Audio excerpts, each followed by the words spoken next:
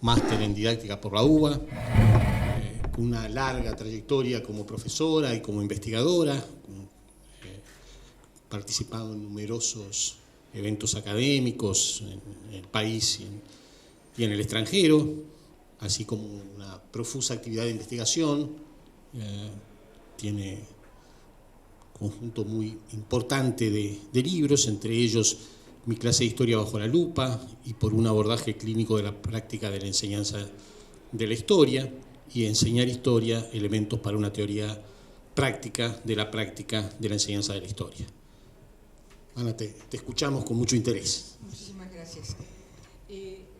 ¿Será necesario...? ¿Quién vos? Por la transmisión. Ah, perdón.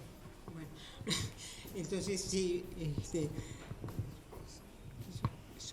y vamos a evitar accidentes en todo eso. Bueno, buenas tardes. Vamos a tratar de establecer algunos elementos, de mostrar, hacer una exposición que se corresponda lo más fielmente posible con la propuesta de esta mesa, que, bueno, creo que nobleza obliga, hay que empezar por definir los términos y por ver cuál es la opción que yo he tomado para enfocar una, aunque sea pequeña, exposición dentro de esta mesa, porque de alguna manera el término de enseñanza es polisémico, ambiguo, es decir, de alguna manera puede remitir a las estructuras institucionales, a los planes, a los programas, y también puede remitir a la práctica, ¿no? A la práctica de la enseñanza.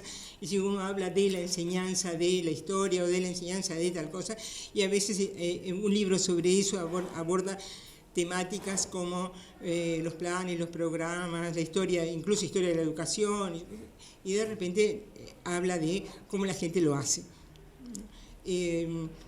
En realidad, creo que ya todos saben cuál es la opción que yo voy a tomar, que es cómo sucede, ¿no? Cómo sucede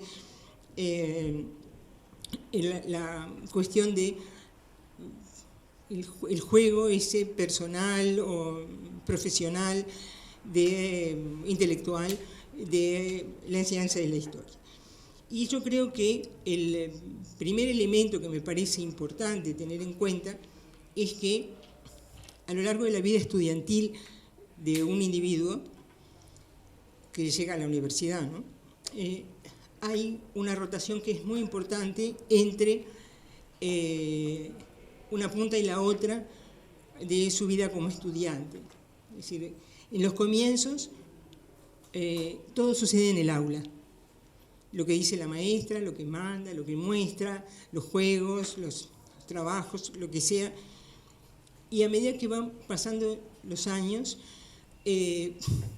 empiezan a aparecer los deberes en la casa empieza a tener un protagonismo, luego hay que estudiar de lo que no se ha hablado en clase todavía, hay que estudiar para la próxima, hay que estudiar el absolutismo porque vamos a dar ese tema, o hay que estudiar, o incluso en algunos casos sucede que va para el escrito, pero no lo dimos.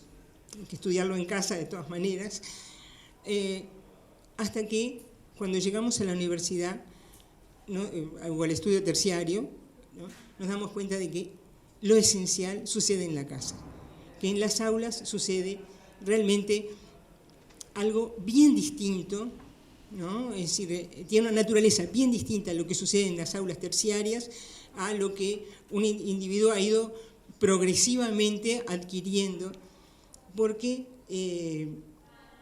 en realidad estamos acostumbrados a que a nivel terciario el estudiante elige el tema que va a ser la monografía o elige la bibliografía, y eso para mí le da al trabajo docente universitario, es decir, a la enseñanza universitaria, la práctica de la enseñanza universitaria, un nivel que o unas características que en las etapas anteriores no estaban presentes, que son fundamentalmente la del acompañamiento. Es decir, a nivel terciario un profesor es mucho más un acompañante que un enseñante, como no es la maestra. La maestra sí acompaña, contiene todo eso, pero en definitiva su trabajo es enseñar la suma, o enseñar a conjugar el verbo haber, o qué palabras van con H, o que lo que sea. Es decir, que en realidad el trabajo de, digamos, la relación con los estudiantes en el nivel terciario es una relación que en principio tiene una clave de acompañamiento que me parece que hay que destacarla para poder hacer, digamos, una conceptualización o un enfoque, ¿no?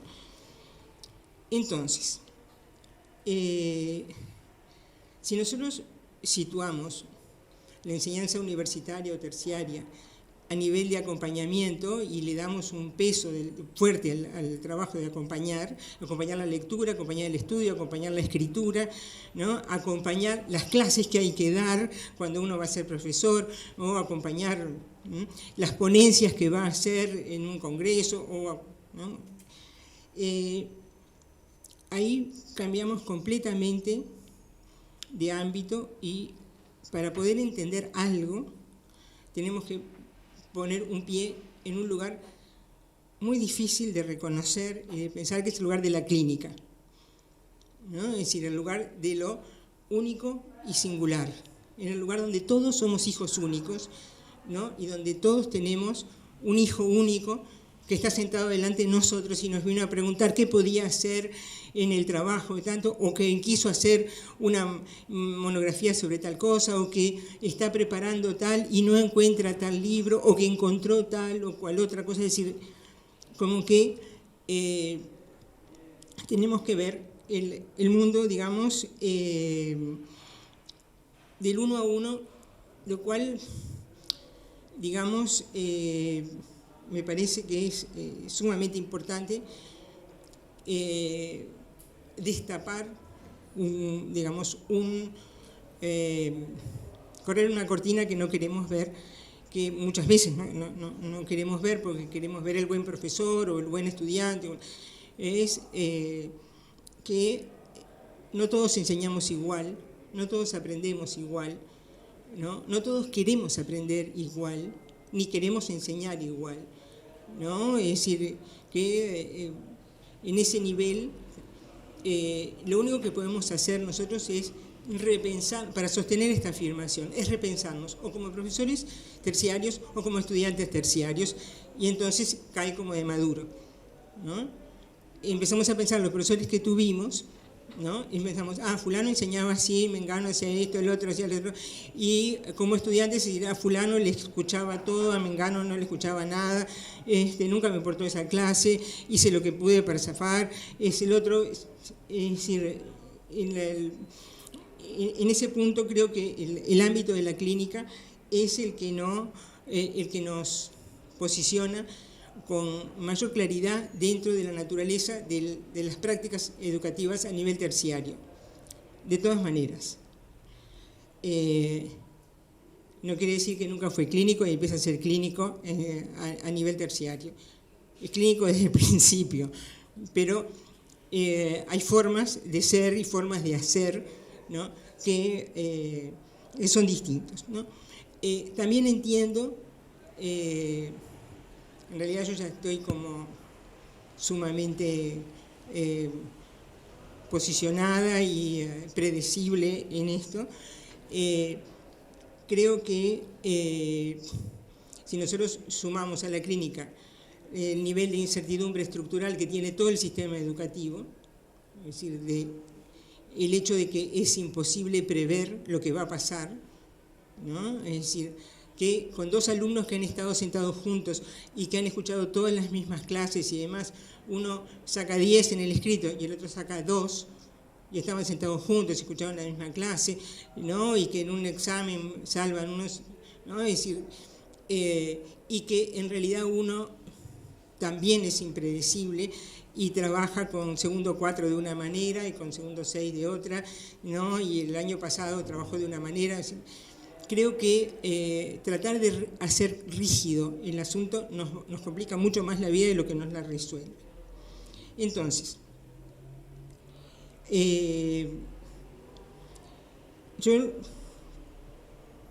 y aplaudo esto y realmente lo valoro muchísimo y me encanta poder estar acá, el hecho de que la docencia universitaria haya llegado al nivel de buscar conceptos, entendimientos, discusiones y debates, porque si uno mira las bibliografías, encuentra que puede ser que tenga dos características, una que es invisible y la otra que es perfecta. Es decir, que no merece, por lo tanto, ¿no? Es decir, podemos ir a algunos niveles teológicos importantes donde no se podía debatir sobre ciertos asuntos porque había entidades que eran perfectas y por lo tanto Agustín y bla, bla, de eso no se habla, ¿no? Porque cualquier cosa que digas está mal, ¿no? Entonces, creo que la formación docente ha llegado primero, o yo estoy muy mal informada, puede ser también, ha llegado primero la formación docente a mirarse, ¿no?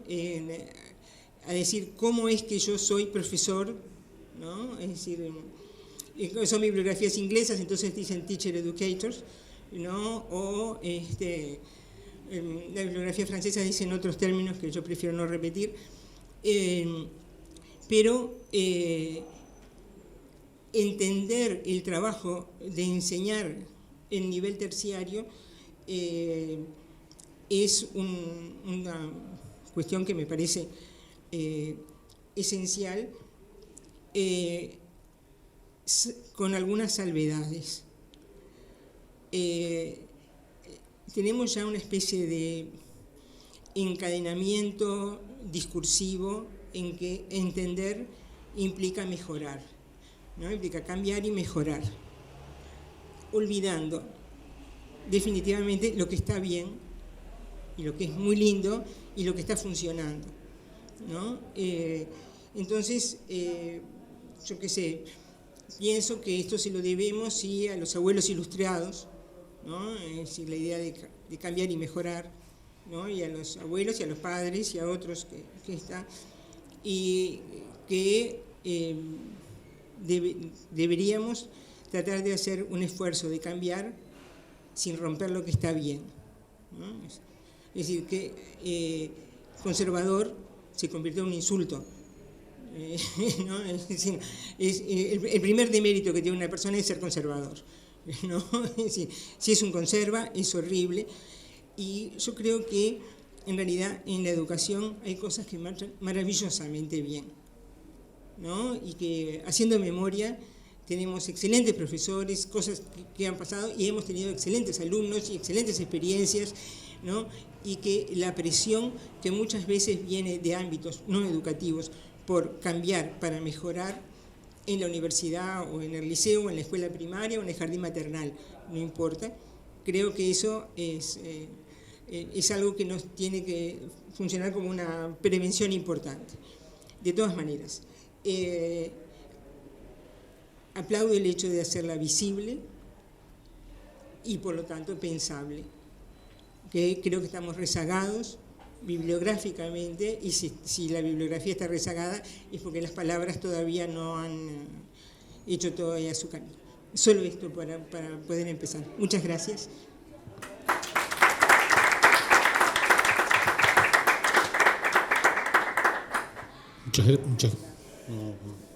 Muchas gracias, Ana. Jorge Camors es licenciado en educación, es profesor grado 3 del Instituto de Educación, coordinador de la Cátedra de Educación de Personas Jóvenes y Adultas, designado por la Universidad y la UNESCO. También tiene una larga trayectoria como educador e investigador en la facultad. Adelante, Jorge, te escuchamos con atención. Gracias, José. Bueno, buenas tardes a todas y todos. Esto es el esquema un poco que preparé para compartir con ustedes y que pensé a partir de la invitación. En primer lugar, me pareció interesante el título de Educación en el siglo XXI. Entonces, en ese sentido, una precisión de tipo conceptual, que a mí me parece que siempre vale la pena pensar y preguntarnos qué es la educación. Y verlo en clave del derecho a la educación de todas las personas a lo largo de toda la vida. Y en ese sentido podemos ubicar la enseñanza como un componente específico que integra una concepción educativa. Por lo tanto, la enseñanza que se realice y que se piense va a estar a tono con la concepción educativa hegemónica. Y de ahí van a derivar políticas, programas, proyectos y las prácticas de los distintos educadores. La educación es un campo conceptual más amplio que la enseñanza. En segundo lugar, también el contexto. Aquí se ubica el tema del siglo XXI. Lo primero que me surgió cuando vi esto es cambalache problemático y febril, como lo señaló Discépolo para el siglo XX, pero me pareció también dramático pensar lo mismo para el siglo XXI. Y en este sentido, me parece que estas discusiones hay que contextualizarlas. Y me marco el contexto mundial, el regional y el nacional. El contexto mundial es para verlo con alta preocupación. Con alta preocupación porque en el siglo XX hubo dos intentos de organización mundial, como la Sociedad de Naciones y las Naciones Unidas, y hoy día vemos un reflejo muy pálido de ese sistema donde las grandes potencias arman grupos, el grupo de los 7, el grupo de los 20, el grupo de los 77, es decir, son distintos grupos donde las temáticas fundamentales son las económicas, las comerciales, la búsqueda de mercados, y cuando no se logra por la vía diplomática se busca mediante la guerra. Por lo tanto, las principales industrias son la del armamento o incluso la del medicamento, lo cual quedó plasmado con la última pandemia. ¿Quiénes son los intereses que en definitiva rigen la mecánica? Digo esto porque evidentemente lo que queramos hacer o lo que podamos soñar tiene que estar en clave de este contexto. En el plano regional también cabe ver esto con preocupación. Yo leía la declaración del último Congreso Internacional de Universidades Públicas del año pasado, realizado en Córdoba, y que se haya realizado en Córdoba el año pasado me hizo recordar la reforma de Córdoba. Y lo lejos que estamos en el momento actual de esos conceptos y esas ideas, donde hoy día, en definitiva, la titulación universitaria se puede ver por Internet, se puede conseguir por Internet, y hay quienes dicen que se puede hasta adquirir los diplomas por Internet, con mayor o menor cursado. Por lo tanto, el tema del ambiente, del medio ambiente y el tema de las titulaciones van cediendo frente a lo que fue el concepto de democratización de las universidades públicas de la época anterior, con la participación de todos los actores, con cogobierno, con autonomía, la promoción del pensamiento científico y crítico, al compromiso social con la realidad de todas las personas que viven y que convivimos en la sociedad. Y a nivel nacional también me parece que tenemos que ver esto con preocupación.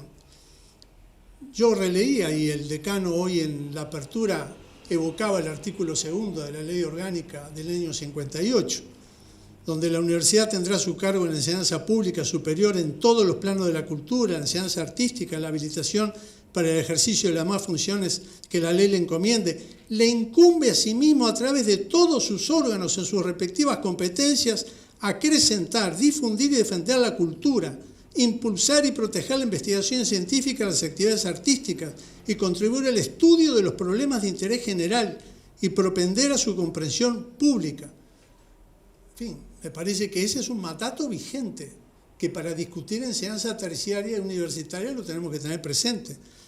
Las políticas educativas impulsadas a partir del año 2005, donde la consigna a partir del año 2005 era educación para todos, pero para todos. no simplemente circunscribirla al cometido asignado a un ente autónomo, sino para todos. Es decir, pensar los 3,5 millones, si es que el censo terminó, todavía no sé, digo, si estamos en los 3 millones de habitantes, es decir, en definitiva, ¿cuál es la concepción educativa? ¿Cuál sería la política educativa para los 3,5 millones de habitantes? Y tuvimos durante 15 años un determinado enfoque educativo, con aciertos, con desaciertos, con errores imperfectibles, pero tuvimos un enfoque. El problema no es los errores o los desaciertos, el problema es el cambio abrupto sufrido a partir del año 2020. Por lo tanto, para pensar estos temas tenemos que tener claro este panorama también del contexto nacional. Por lo tanto, con estas dos precisiones conceptuales y contextuales, quiero compartir con ustedes estos 5 puntos que de alguna forma quiero compartir y dejar planteados. En primer lugar, referido a la investigación, la enseñanza, la extensión y las relaciones con el medio, que son las funciones sustantivas de la Universidad de la República.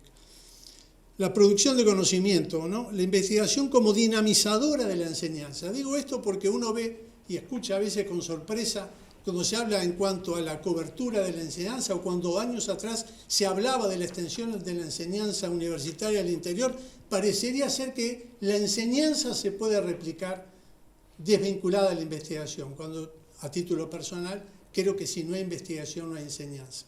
Es decir, o es imperfectible o la enseñanza es de tiro corto, en definitiva. Una enseñanza provocadora de la investigación. Esto implica pensar una propuesta integral con canales de diálogo y ámbitos de debate, es decir, buscar los canales de mutua influencia entre investigación y enseñanza. La investigación y enseñanza relacionan las necesidades, intereses y problemas de la sociedad, de todas y cada una de las personas que la habitan. Esto también implica pensar una propuesta integral con canales de diálogo y ámbitos de debate. Debe haber una distancia óptima que habilite y mantenga una relación de intercambio recíproco entre investigación y enseñanza. Las relaciones con el medio y sus habitantes deben tener lugar en el diseño organizacional incluso de cualquier organización de futuro que pensemos. No solo en la organización, sino en el funcionamiento cotidiano. La cultura organizacional de la academia tiene el riesgo de la endogamia, de una relación distante y de una comunicación no fluida con el medio. Por lo tanto, diagnostiquemos, evaluemos para poder proyectar de otra forma. Los instrumentos a considerar para esto podrían ser los convenios, las pasantías, las prácticas preprofesionales y otros posibles a imaginar, estableciendo acuerdos y ampliando los tiempos y espacios de la formación. De esta forma seguramente se pondrán a prueba hipótesis y surgirán nuevos insumos para la investigación. Tenemos que seguir tutoreando nuevas investigaciones sobre lo que los investigadores ya conocemos, o tenemos que aventurarnos a que se investiguen otros campos más allá de los que ya son conocidos. En síntesis, el nivel universitario se alcanza a través de una concepción institucional con amplitud y profundidad en su dimensión y en su proyección.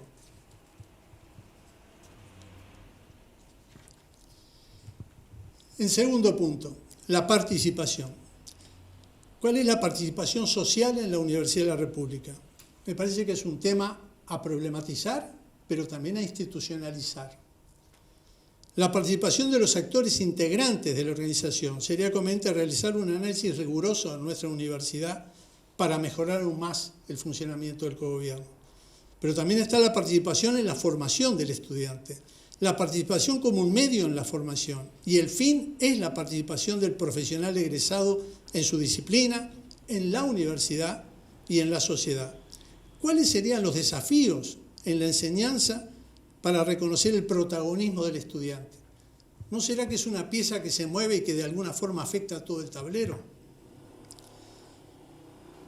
El tercer punto, la formación académica o profesional, que es un tema de debate en la universidad. Este tema se desprende del bloque anterior, es la relación de la formación profesional y la formación académica. Es un tema a debatir las dimensiones y los alcances de esta relación. Pablo Freire, en Pedagogía de la Autonomía, decía: no hay enseñanza sin investigación, ni investigación sin enseñanza. La construcción de los perfiles de egreso de la formación se nutren de las necesidades, intereses y problemas de la sociedad.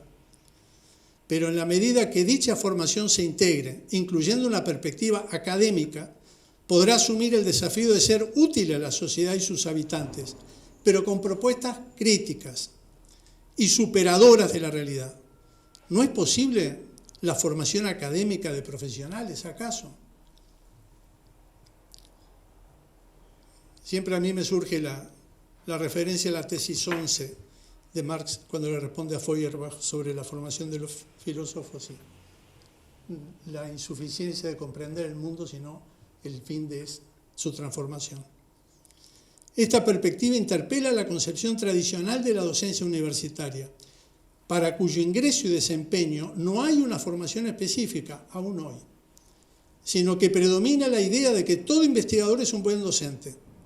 Por lo tanto, la normativa vigente y la cultura organizacional privilegia la formación académica para la docencia, pero parece desconocer la experiencia profesional y la formación específica para la enseñanza universitaria. Me pregunto, ¿es conveniente contar con docentes sin experiencia profesional por mayor y mejor formación académica que tengan? En cuarto,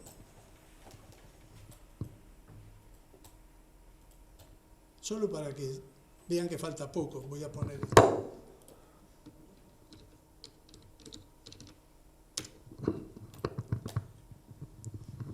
En cuarto lugar, los medios de la formación a nivel terciario y universitario. La clase, comunidad particular. ¿Debe seguir siendo la clase el componente esencial? ¿Cómo deberíamos pensar la formación? ¿Cuáles y cuántos podrían ser los componentes a tener en cuenta? Y acá fui al informe Ford del año 72, con más de 50 años de vigencia, entre los 21 puntos que señalaba. Me parece conveniente en este momento compartir con ustedes cuando dice el informe, que es de un colectivo. Lo presidía Ford, pero es un colectivo.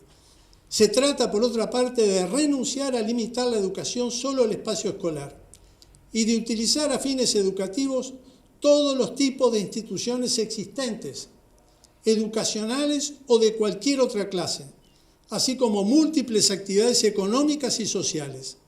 Las instituciones y medios educativos deben multiplicarse y hacerse más accesibles. Deben ofrecer unas posibilidades de elección mucho más diversificadas. La educación debe ampliarse hasta alcanzar las dimensiones de un verdadero movimiento popular.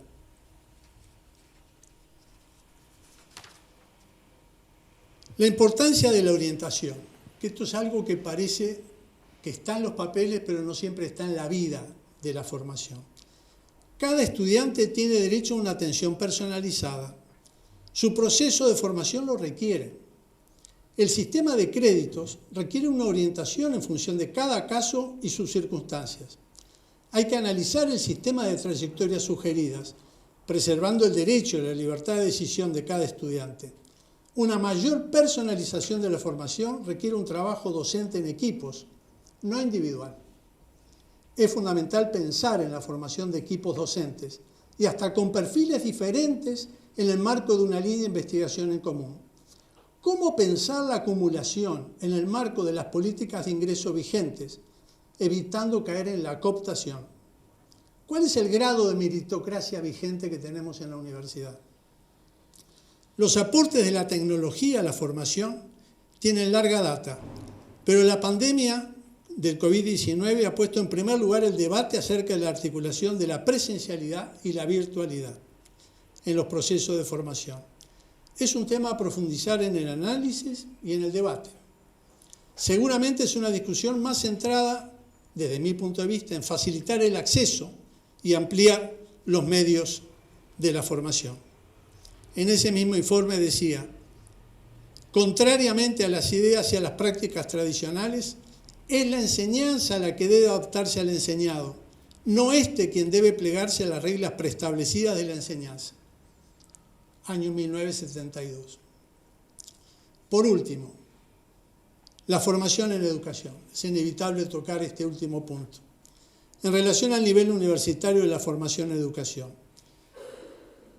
En un informe que compartimos con Eloísa el año pasado a pedido del Consejo, decíamos, la mayor y mejor dimensión del carácter o nivel debería ubicarse, de universitario, era la referencia, era una respuesta a la propuesta del Ministerio de Educación, debería ser la ubicación de la formación en educación en una universidad o la creación de una nueva, dedicada específicamente a dicha función. La formación universitaria de profesionales de la educación debería contemplar, además del cuidado de los planes de estudio y la enseñanza, una política de investigación educativa que aportara conocimiento para ampliar, profundizar y consolidar una plataforma formativa, así como una política de extensión y relacionamiento con el contexto social, cultural, ambiental, científico, tecnológico, productivo y político del país. La formación se potencia a la vez cuando se promueve y desarrolla una comunidad académica que propicia convivencia, participación, comunicación y debates que incluyen la conducción de la institución universitaria por parte de todos sus participantes. Pero claro, tenemos la ley del 2008 y la ley del 2020.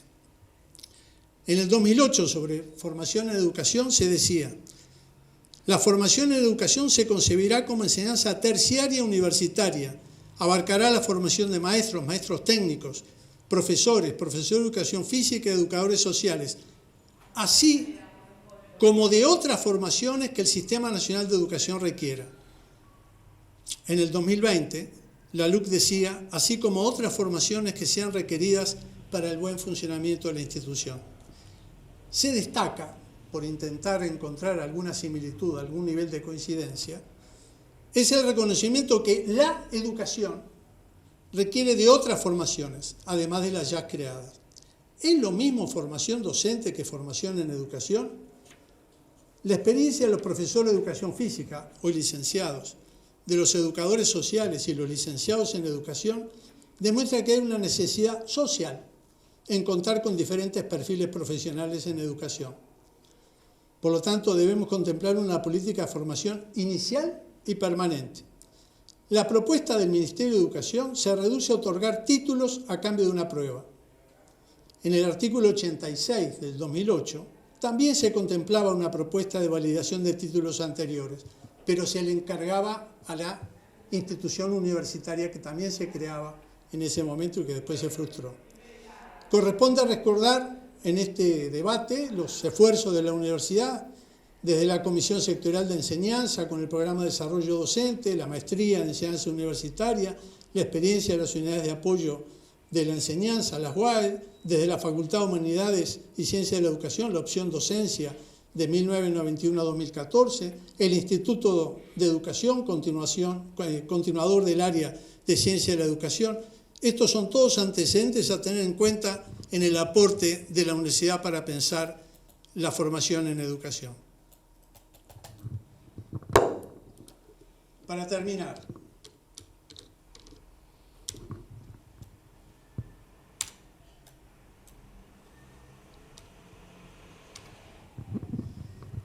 en relación a la formación en educación hay una experiencia que quería recordar, a tener en cuenta en la UBA, por parte de un equipo coordinado por Marta Souto y la participación de profesores de la Universidad de París 10, de Nanterre, que fue muy interesante, que hay publicaciones al respecto, ¿no? Y que contó con la participación de Gilles Ferry, de Jean-Marie Barbier, Jacques Bellerot, Abraham Paín, Claudine Blanchard, Jean-Claude Fillou, Gerard Mendel, Nicole Mosconi, es decir, una serie de referencias que han quedado registradas.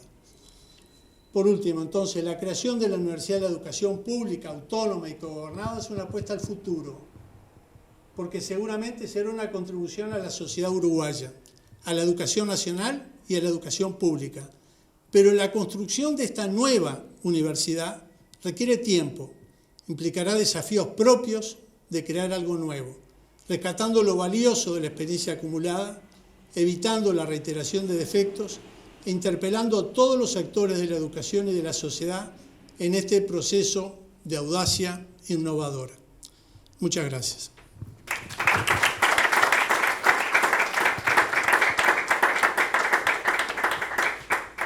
Gracias, Jorge.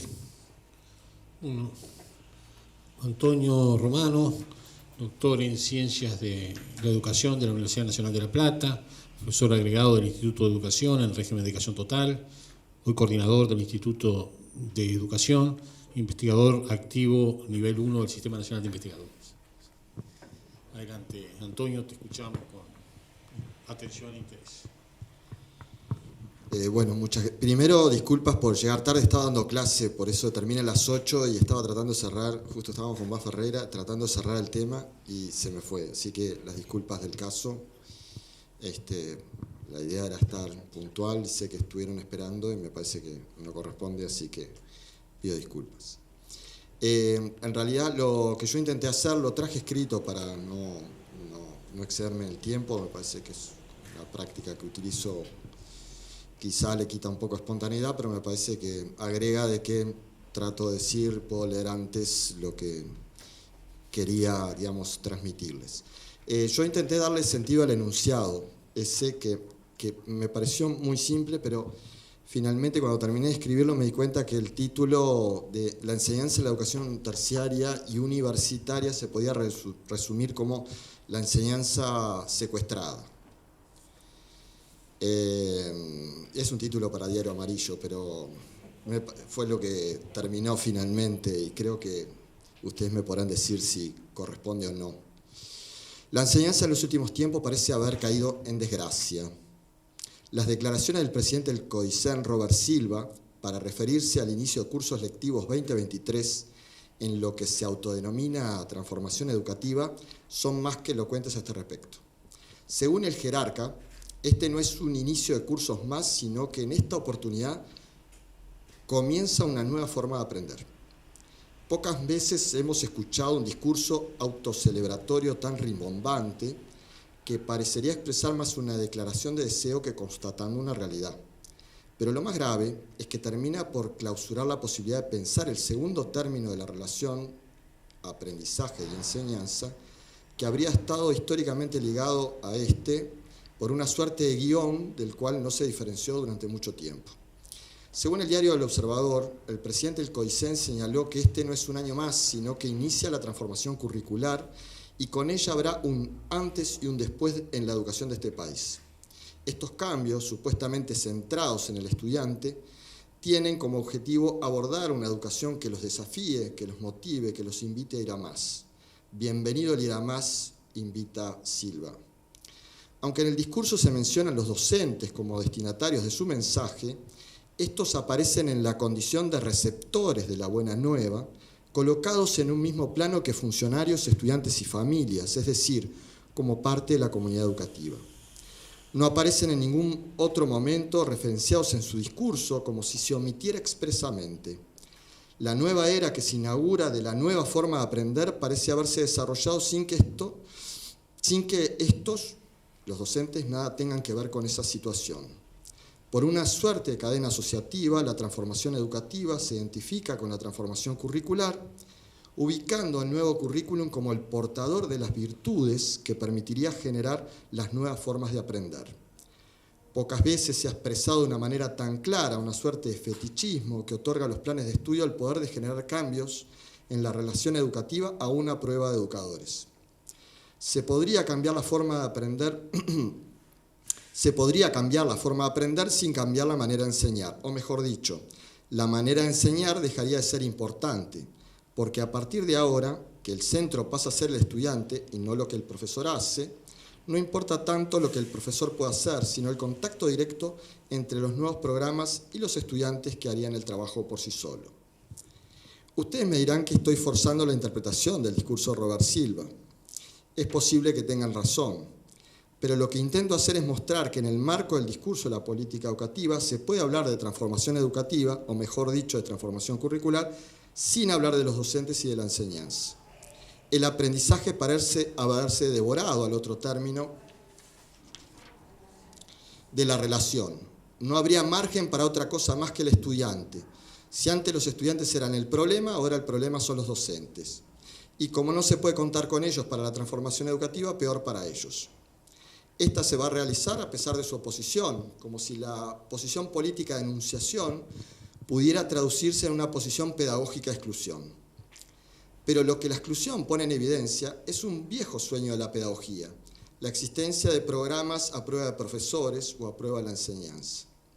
En nombre de los jóvenes suprimimos el término de la relación, que es el único que puede garantizar el gozne entre los que están y los que llegan.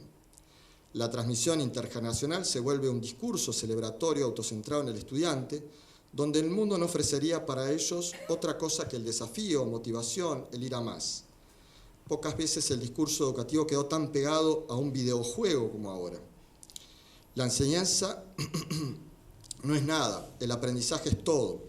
Abandonemos el tedio de la clase tradicional, sumémonos a la celebración de programas a pruebas de profesores que ofrecen mayor conexión con los estudiantes que los programas tradicionales, y si los profesores no se adaptan, peor para ellos. ¿Cuándo comenzó todo esto? Es difícil establecer una fecha, pero se puede hacer un esfuerzo por tratar de entender desde dónde viene e identificar frente a lo que se estaba reaccionando. Está claro que en la historia de la pedagogía nacional, una historia que está aún por hacerse, podemos señalar un momento clave con la publicación de Julio Castro del Banco Fijo y la Mesa Colectiva. Por supuesto que las ideas de la escuela nueva venían desde antes, y esto lo menciona el propio Castro en su libro. Para 1941, momento en que el autor presenta el libro al concurso anual de pedagogía, las ideas del escolanovismo ya habían ganado las formas de pensar de los maestros, no de los profesores que recién comenzaban a acusar recibo estas ideas. Castro, con mucha agudeza, es capaz de utilizar el mobiliario para mostrar cómo el banco vareliano, el banco diseñado por Jacobo Varela, era un signo representativo de una manera de entender cómo se relacionaba la enseñanza y el aprendizaje en el aula. El autor tiene páginas magistrales que describen la conexión entre ideas pedagógicas y las formas en que éstas se traducirían en el espacio, los tiempos, las posturas y las prácticas. Pero también Castro señala que aunque las ideas de renovación habían ganado los maestros, sus prácticas todavía respondían a ese estadio anterior que simbolizaba el banco fijo, donde el estudiante en una posición pasiva debía incorporar aquello que era presentado por el maestro o el profesor, sin otra mediación que la que representaba su accionar sobre su psique. La relación entre el maestro y el alumno era una relación unidireccional y controlada que no debía desviarse de lo que el educador programaba. Por supuesto que esta forma de presentar las cosas es una exageración. La realidad nunca podría haberse ajustado a semejante forma de concebir el acto educativo. Pero resulta claro que en la representación de la escena ideal, el silencio, la obediencia y la quietud parecían transformarse en las virtudes del buen alumno, y el éxito o el fracaso del acto educativo podrían medirse contra el grado en que se acercan o se alejan de dicha escena. Y esta escena estaba en relación estrecha con el lugar en el que se esperaba que se ubicaran las nuevas generaciones en relación al legado a transmitir. El maestro entregaba algo valioso en el acto a cambio de la actitud de aceptación, sin que mediara ninguna resistencia de parte de quien lo recibía. Walter Benjamin ejemplifica esta mutación cultural recordando la escena de un padre de familia moribundo, quien en su lecho de muerte les relata a sus hijos una parábola acerca del lugar donde podrían encontrar el tesoro. Sus hijos buscaron y buscaron hasta que descubrieron que año a año la viña era una fuente de riqueza que les ofrecía lo necesario para vivir.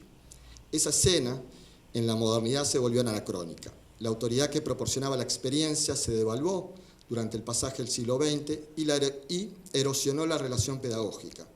A partir de ahora era necesario construir otra fuente de autoridad. En ese contexto surgen las pedagogías nuevas. La erosión de autoridad, aquella que se definía como la responsabilidad por presentar el mundo ante los nuevos, debilitó el vínculo intergeneracional, dificultando los procesos de transmisión de la cultura. Eso obligó a pensar nuevas formas de construir la autoridad. Si la experiencia no proporcionaba los fundamentos para asumir un lugar de enunciación que legitimara el trabajo pedagógico, ¿cuál podría ser la alternativa?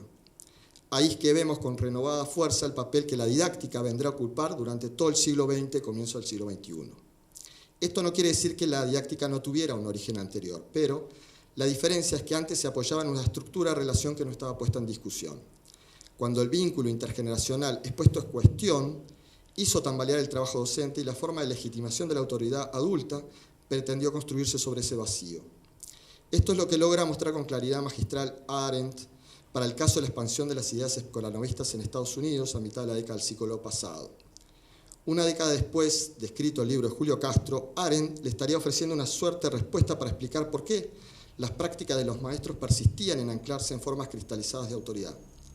Probablemente la respuesta a esta inconsistencia entre prácticas e ideas que señalara Castro tenían que ver no con el conservadurismo de los docentes uruguayos, sino con ese carácter conservador de la educación que tiene la función de conservar un legado para ponerlo a disposición de los nuevos, y que ninguna tecnología educativa podía sustituir esa dimensión educativa esa dimensión humana del acto educativo. Estas ideas ganaron a los docentes de educación secundaria mucho tiempo después que los maestros, y podríamos decir que ingresaron en la universidad recién a comienzos del siglo XXI. En el caso de la formación docente, por su contacto con los niveles de enseñanza respectivos, las ideas neocolanovistas ingresaron mucho antes en el radar de sus pantallas. La formación docente, la formación de educadores, siempre estuvo tensionada por estas ideas y definió la especificidad de un tipo de formación que ponía el acento en el niño o el adolescente y terminó de darle una identidad específica que reformuló esa tradición decimonónica que se puede denominar normalismo. La práctica de enseñanza universitaria obedecía a otra lógica que durante mucho tiempo no se cuestionaron. La certificación de la competencia para el desempeño profesional fue el eje desde el cual siempre se tensó la relación educativa y donde el examen se convirtió desde temprano en su signo más claro. Si la pedagogía escolar tuvo en el banco fijo su forma más representativa, la pedagogía universitaria tuvo el examen, la síntesis de lo que ésta la estructuró.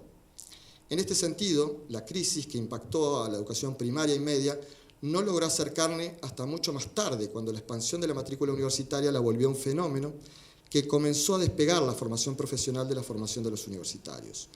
Ya no se trata solo de acreditar para desempeñar una profesión, sino que es parte de la formación de la juventud.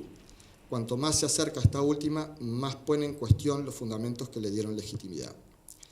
Pero esa galvanización entre enseñanza universitaria y formación de los jóvenes no hizo sino hacer que la preocupación por la enseñanza universitaria fuera más tardía en la universidad. Si no piensen en el desfasaje entre la creación de la Comisión de Investigación Científica y la de extensión en relación con la Comisión de Enseñanza que recién se crea a partir de los 90 del siglo pasado. Parecería que la enseñanza fue un asunto que adquirió importancia solo en forma reciente. Sin embargo, si nos permiten continuar con este largo rodeo, ya voy a ir terminando, vamos a plantear lo contrario. La preocupación por la enseñanza es de larga data en la Universidad de la República. Lo reciente es el cuestionamiento acerca de las formas de enseñanza, no la preocupación por la enseñanza, que es constitutiva con el propio surgimiento de la universidad. Porque la Universidad Mayor de la República fue una institución educativa mucho antes de tiempo de ser una institución donde se desarrollara la investigación. Esta se desarrolló tardíamente y si bien es la señal de identidad de esta tradición, en el caso Uruguay su actividad principal se apoyó sobre la enseñanza al punto que el modelo de universidad que tomó como inspiración el modelo napoleónico incluía la enseñanza primaria y secundaria en su propio seno. Quizá esta preeminencia de la enseñanza en la UNER habría tenido un momento de cuestionamiento con la creación de esta facultad. Según los relatos construidos desde ese entonces, la Facultad de Humanidades y Ciencias habría cuestionado el rol de la formación profesionalista que ofrecía la Universidad de la República para dar lugar a otro tipo de formación, la formación desinteresada, o mejor dicho, la investigación desinteresada. Pero si nos situamos en el contexto de la discusión de la creación de la Facultad de Humanidades, para ver de cerca cómo fue evolucionando la manera de concebir la enseñanza en el contexto de este nuevo proyecto, nos encontramos con otra cosa. El primer proyecto presentado al Parlamento en 1943 es el del rector José Pedro Varela. Esto en su artículo 2 define el sentido de la creación del nuevo organismo de cultura. El Instituto de Humanidades tendrá como finalidad esencial la enseñanza superior de investigación de filosofía, letras e historias. Como puede verse, la actividad que caracterizaba del nuevo instituto es la enseñanza superior en investigación, es decir, un tipo de enseñanza específico que tiene como objeto la investigación, pero que es definida como enseñanza. El segundo proyecto, presentado por Daniel Castellanos, pretendía introducir algunas correcciones. Planteaba, el Instituto de Humanidades abarcará por ahora los estudios superiores de investigación en filosofía, letras e historias, debiendo extender su finalidad docente, en la medida que sea posible, también a los estudios superiores de investigación en ciencias, no bien las circunstancias lo permitan. En este caso, aunque se produce una cierta modificación respecto a la idea de enseñanza, que parece ser sustituida por el estudio, pero más adelante se reafirma la finalidad docente, la cual no debería limitarse a la filosofía, a las letras y la historia, sino que debería extenderse a todas las ciencias. Tanto la enseñanza superior como los estudios superiores pretenden definir la naturaleza específica de este nuevo instituto, pero que no pueden separarse mucho de la idea de enseñanza, aunque ésta defina una forma particular de esta última. Quizá por estudios superiores pueda entenderse como una actividad más centrada en lo que el investigador realiza, pero también se advierte de cerca el carácter docente de la institución. Finalmente, la redacción que corresponde al proyecto de Gustavo Gallinal, que fue el que termina siendo aprobado, dice, ¿no? El instituto, porque era un instituto, ¿no? Después se convierte en facultad en el proceso de la discusión, de Humanidades y Ciencia tendrá como finalidad esencial la enseñanza superior e investigación en filosofía, letras, historia y ciencias. La dificultad para encontrar un término que defina decanta en el reconocimiento de la existencia de dos actividades diferentes como parte de su función, la enseñanza superior y la investigación. Lo notable es que el reconocimiento de esta diferencia enfatiza la importancia de la primera, que no se identifica con la segunda, la investigación, y que tendría su especificidad. Por tanto, podríamos decir que si la creación de la Facultad de Humanidades y Ciencias representó un momento diferente en la historia de la universidad, como un momento particular en el cual se institucionaliza la investigación como práctica específica, esta nunca se concibió como independiente de la enseñanza, sino en estrecha relación con esta. Esto significa que en la larga duración la investigación no ha estado presente en la función formadora de la Universidad de la República y que su identidad está más ligada a la enseñanza que a la función de investigación. Esto significa que en la larga duración la investigación no ha estado presente en la función formadora que la Universidad de la República ha atravesado y que su identidad está más ligada a la enseñanza que a la función de investigación. Volviendo al comienzo, entonces, si intentáramos dar sentido al enunciado, la enseñanza en la educación terciaria y universitaria, hoy parecería que nos enfrentamos a una triple imposibilidad que bloquea, ¿no?, la posibilidad de reconocer ese lugar para la enseñanza. Por un lado, porque la educación terciaria vinculada a la enseñanza, es decir, a la formación de educadores, no está encontrando un puerto que permita avanzar hacia una ruta que la vuelva de carácter universitario. Paradójicamente, el Ministerio ha desarrollado una estrategia que toma lo peor de la historia universitaria, el examen como un recurso para garantizar la calidad universitaria, como si esto fuera posible en un escenario donde los educadores se forman en instituciones públicas y son de carácter terciario. Acreditar carreras en instituciones terciarias parece ser en el mejor de los casos un mal chiste.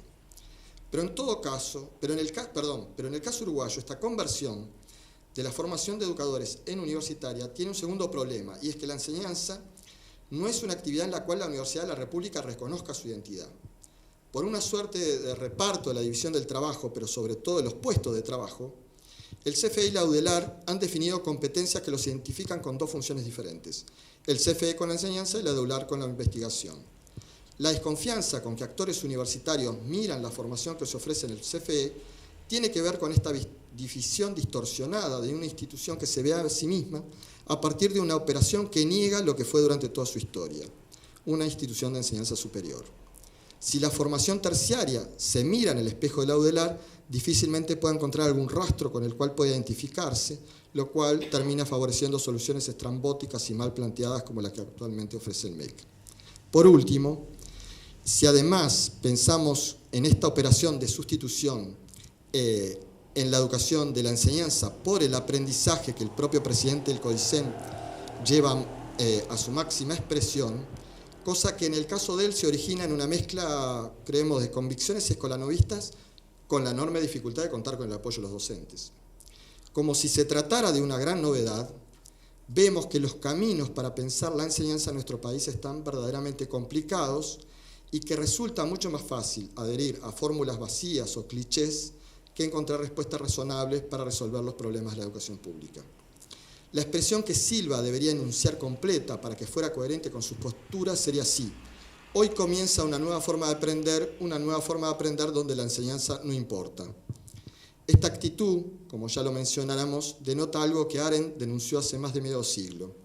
Las nuevas generaciones están liberadas a sí mismas, sin otra orientación que la que le puede ofrecer el entorno inmediato y las fuerzas que se imponen en ese contexto.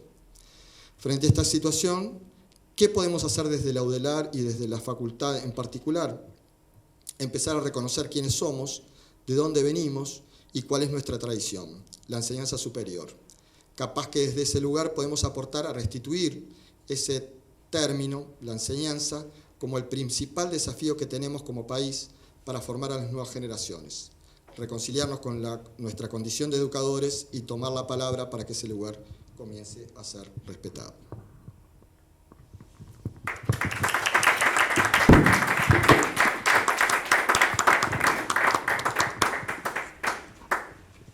Bueno, muy bien. Vamos a abrir el debate para que puedan participar todas y todos en torno a estas intervenciones que han sido interesantes, profundas y estimulantes de la reflexión, desde mi modesto punto de vista.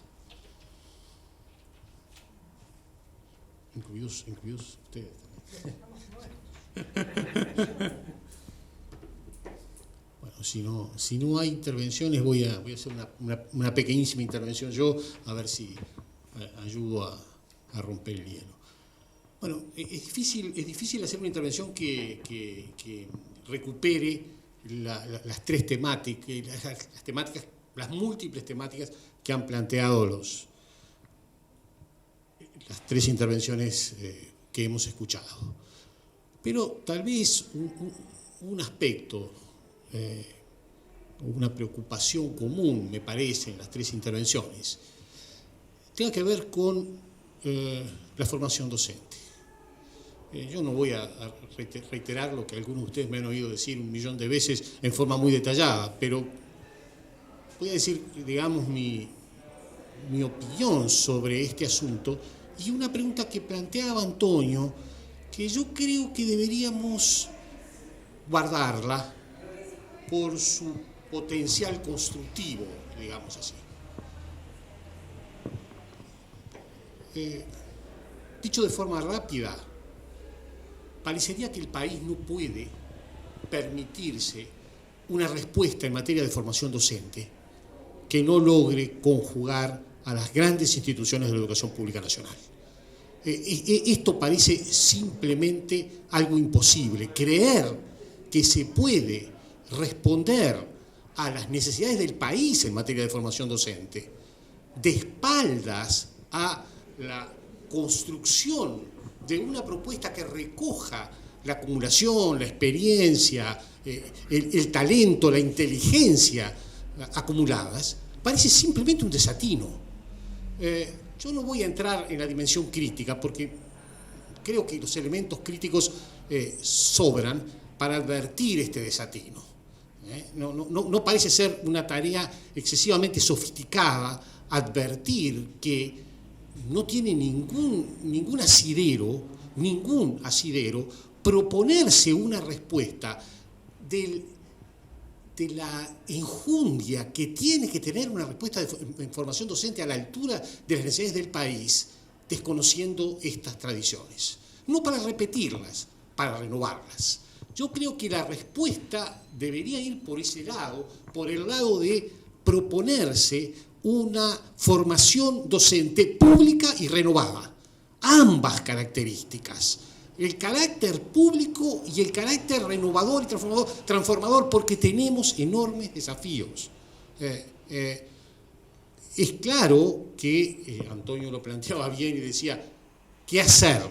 Esa para mí es el asunto central. El asunto central es si coincidimos en que es necesario avanzar en términos de una construcción que conjugue las tradiciones poderosas que el país tiene en esta materia, si coincidimos en esto, ¿cómo avanzamos? Porque está claro que nos ha costado mucho. Lo digo con profundo conocimiento de causa. ¿Está bien?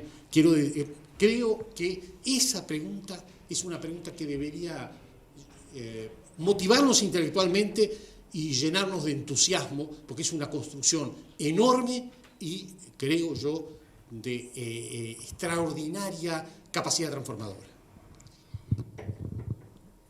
Bueno, a mí, escuchando las ponencias y tu intervención, se me ocurren algunas precisiones conceptuales que son importantes. Empiezo de atrás para adelante. Tú mencionaste que Ferri fue uno de los invitados a la UBA. La tesis fundamental de Ferri es que nadie forma a otro, que la formación es un acto sobre sí mismo. Hay que empezar por ahí, ¿no? O sea, podés cambiar la institución, podés cambiar los programas, podés cambiar los planes, pero el profesor que uno va a ser es el que entró a ser y el que eligió las mediaciones que le fueron ofrecidas y las mediaciones que dejó pasar de largo. Es decir, y eso es a nivel de la experiencia, y ahí está Claudine Blanchard, y están toda la gente de Nanterre, ¿no? Es decir, que además lo tengo leídos y conocidos, y, en el sentido de uno no puede hacer una causalidad de ninguna manera entre lo que ofrece una institución y lo que es el resultado de esa institución. Y yo lo comentaba un poco con él, es decir, mi IPA fue un IPA y mi facultad, que los hice paralelos, atravesados por 73. Y yo le comentaba a él que en la facultad, de las monografías del principio y todo, un día di 2 exámenes, uno de Uruguay y otro de Americana, el mismo día, 26 de diciembre. Me tienen que invalidar el título, ¿no? 2 exámenes orales para 2 materias fundamentales. Bueno, sí, y en el IPA, era la misma gente que había venido a sustituir a la facultad, había ido a sustituir allá en el IPA, así que era más o menos lo mismo, había que invalidar un título que tenía un programa con 4 bolillas y un solo libro, para historia contemporánea. Bueno, o sea, toda mi generación le pasó eso, pero éramos los profesores que íbamos a hacer, no los profesores que tuvimos, ni los programas, ni el demonio, nada. Seguimos estudiando, por supuesto comprábamos los libros, íbamos a Monteverde, que el examen tuviera un solo libro, daba lo mismo, y que el examen de acá lo hubiéramos salvado de mañana con 4 preguntas para Historia del Uruguay, y a las 2 de la tarde venía el mismo, pero teníamos que dar un examen de Americana, no sé qué, para eso. No, el lugar es, el fundamental es el alumno que uno quiere ser. Y yo sé que es tristísimo y como profesora didáctica es horrible que yo diga eso, pero que con buenos alumnos cualquiera se cree buen profesor, eso es verdad, ¿verdad, Emma? ¿No? Sí, con esos grupos endemoniados, espantosos, ¿no? Que nadie estudia, que todos conversan, que vienen a eso, nadie es buen profesor, bueno, no hay forma. Y con esos grupos divinos, en que los tipos te preguntan hasta las cosas más increíbles y que seguís y seguís, bueno, ahí te crees un buen profesor, después lees los escritos y son unas cosas fantásticas. O sea, si no miramos la dimensión relacional del asunto, no vamos a ningún lado. O sea, son proyectos que muy malamente, yo les llamo 28 de diciembre o 5 de enero, ¿no? Es decir, muy malamente, yo entiendo que eso que es medio ofensivo y todo, pero el Día de los Inocentes es el Día de los Inocentes. O sea, queridos reyes, dame una bicicleta y esto y lo otro, y haces la cartita y esperás, bueno, haces un programa y haces un instituto de formación docente y todo eso, pero en realidad lo que dice el programa y lo que pasa después con los profesores, que además van a dar clase a los grupos A, B, C o D en un contexto infernal o en un grupo divino o en una cosa así. Bueno, ahí todos hemos sido buenos, malos y medianos profesores adentro del mismo grupo o durante el mismo año, ¿no? Hemos sido el gran profesor de fulano y el que está al lado, que te evalúa en las cosas esas del IPA y pone que sos un desastre, que sos una porquería, que no entendés nada de lo que no sabes nada de lo que estás hablando, y el otro te pone una diosa, una genia. Entonces, toda la educación está cifrada en lo relacional, ¿no? Es decir, el concepto de envoltura psíquica, que es de Claudine Blanchard y que está en esos libros que publicó la UBA, bueno, el concepto de envoltura psíquica es clave para entender la relación que puede tener uno con cualquiera, con Ardao, con Blanca, con con el otro. O sea, yo creo que estamos haciendo un mundo con una mirada que en realidad, cuando hablaba hoy de la tesis 11 de Feuerbach, sí, en realidad Derrida y Habermas dicen que en realidad la culpa la tiene Marx, que fue el primero que empezó a embromar con el asunto de la teoría sobre la práctica. que está en la tesis 11 de Feuerbach, ¿no? Es decir, y que Derrida y Habermas, que ni se conocían, pero los dos en teoría y práctica, y en el curso que hizo Derrida sobre las tesis de Feuerbach y demás, que está publicado, dicen, bueno, fue Marx el primero que puso el asunto de la teoría sobre la práctica. Entonces, ahí viene todo el embarre que tenemos con el tema de la investigación, ¿no? Porque, a ver, en principio la formación docente, o sea, como si fuera el génesis, ¿no? En el primer día los profesores tenían que aplicar las teorías de Piaget, de tal, de Skinner, de todo, es decir, uno hacía teorías para que los profesores las aplicaran. Y les explicaban en los institutos de formación docente que el alumno aprende así, así, entonces usted tiene que enseñar así, así, y entonces aprenderá. 28 de diciembre, ¿no? Después, cuando se vio que eso no caminaba ni forma, ni modo, como dicen los mexicanos, que ni modo, que no había forma de que eso caminara, entonces empezaron a investigar los profesores. El pensamiento del profesor, los profesores esto, el profesorado tanto, y descubrieron que había profesores, yo qué sé, Festermagen y Soltis, que hacen el profesor terapeuta, el profesor no sé cuánto, la enseñanza central en el profesor, que es buenísima, ¿no? Y la enseñanza central en el alumno, que coincide con Piaget y con todos los conductistas. Entonces, a ver, etapa 1. Hagamos teorías para que los profesores investiguemos, para que los profesores puedan enseñar bien, los alumnos aprendan. Como que todos los profesores somos iguales, los alumnos son todos iguales.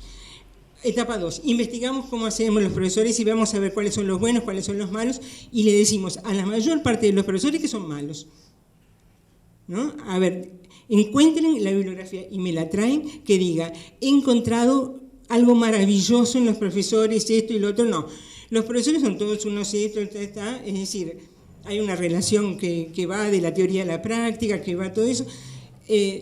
Etapa 3, descubrimos que los profesores teorizan. Y entonces ahí viene el baño de hielo. Wilfred Carr se quedó petrificado. Entonces tenemos que tirar toda la investigación al demonio. Es Educación sin Teoría de 2006. ¿Está? O sea, si los profesores son los que teorizan, ¿qué tenemos que hacer? Darle herramientas y aguantar a ver qué es lo que pasa. Los alumnos también teorizan. Esa es la Van Manen, ¿no? Todos los trabajos de Van Manen van entre que hay dos teorizadores que se enfrentan. El alumno que tiene teorías, ¿no? Es decir, y que uno trata de explicarle, pero las teorías de los alumnos ganan y están teorizando, ¿no? Y entonces te preguntan, ¿cómo puede ser que la loba haya amamantado a los bebés? Profe, se los hubiera comido, ¿no? ¿Cuántas veces nos han dicho que la loba se hubiera comido a los bebés? Que era imposible. Aparte de mirar la estatua y decir, ¿nunca vio ni una perra amamantar, profe? ¿No ve que no puede estar parada? ¿No? Es decir, bueno, entonces, si tú tenés ese nivel de enfocar, que estás con un teorizador que tenga 7 años, que tenga 17 o que tenga 24, ¿no? O que tenga 58, ¿no? Y sos un teorizador de la práctica, que se nutre de todas las herramientas que tenés, bueno, entonces cambia todo el escenario, ¿no? La cuestión de la formación docente, hagas lo que hagas. Bueno, hay una anécdota muy famosa que una señora se encontró con Piaget una vez y le preguntó a Piaget, ¿cómo hago para educar a mi hija? Y Piaget le dijo, désolé, madame, haga lo que haga, lo hará mal, ¿no? Bueno, es como que nos encontramos con Piaget. ¿Qué instituto de formación docente vamos a hacer para tener los mejores profesores? Tenemos que hacer otro paralelo de mejores alumnos, para que junten, ¿no? Entonces, sí, con los buenos alumnos, pero eso es una... yo lo planteaba, estamos en el terreno de lo incierto esencial. Es decir, no podemos autoengañarnos fabricando discursos que digan, si nosotros ahora ponemos 2 materias de estas en primero, entonces van a ser buenos profesores. Si ponemos 5 materias de estas, si subimos la escala de calificaciones a 12, a 14 o a 20, ¿no? Si en vez de examen ponemos monografías, el oficio del alumno, yo creo que Adán era alumno, debe haber inaugurado él la teoría, ¿no? Adán debe haber sido el primero, ¿no? Que inventó el oficio de alumno y saber cómo hacer. Y porque además, todos los que estamos acá, sabemos que el aprendizaje con el cual sacamos aquel 12 o sobresaliente o muy bueno, ¿tá? Es un estado transitorio, ¿no? O podemos volver a sacar, yo puedo sacar ecuación de segundo grado, no, de ninguna manera, creo que saqué muy buena nota, pasé el año y todo, pero si ahora me enfrentan a muchos de mis éxitos educativos, me quedo pasmada, ¿no? Entonces, ¿a qué estamos apostando? ¿Para que aprendan más? ¿Para que aprendan de esto? ¿Para que aprendan de otro?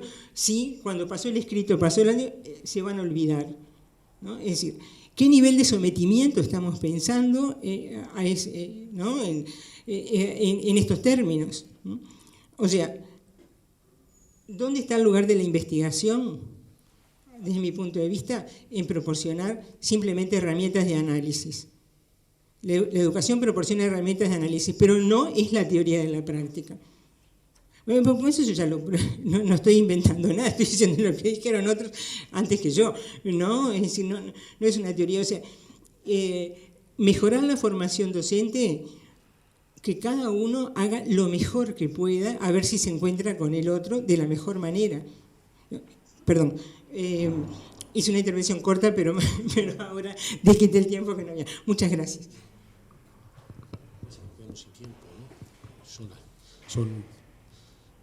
Bueno, lamentamos, seguramente ustedes, como todos nosotros, nos quedamos pensando, eso era parte del objetivo central de estas jornadas. Tenemos que terminar porque son las 9. Gracias.